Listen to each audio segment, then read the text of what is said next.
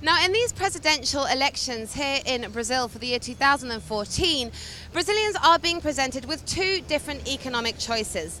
There is the project of Aécio Neves, which is a return to neoliberalism. Now, the last time Brazil had a neoliberal government was in the 1990s, and during that period, unemployment rose, as did extreme poverty and the marginalization of the working class. Since the Workers' Party came into power, extreme poverty has been reduced and the middle class has grown, turning Brazil into the 7th largest economy in the world. Now, projects of rejuvenation, such as the rebuilding of the Rio Harbour, as we see behind us, is just another example of how this emergent economy here in Latin America continues to grow.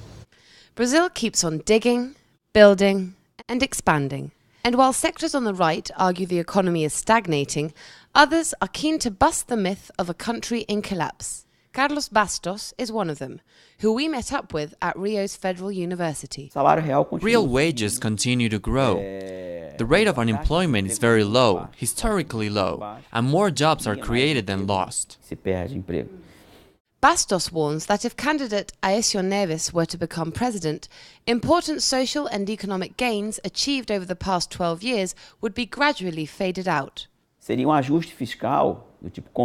would lead to a fiscal adjustment and a more intense reduction in public spending. These kinds of policies will result in a rise of unemployment and a loss of jobs without strip workers of their power. Bastos also considered the consequences of closer relations with the United States, as proposed by the opposition in Brazil. We've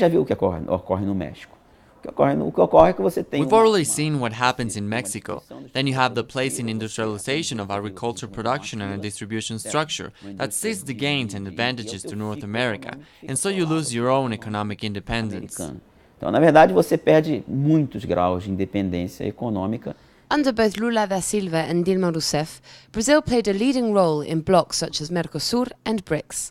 Such is its power today that in 2016 it will be hosting the World Summer Olympics. Stephanie Kennedy, Telesur, Rio.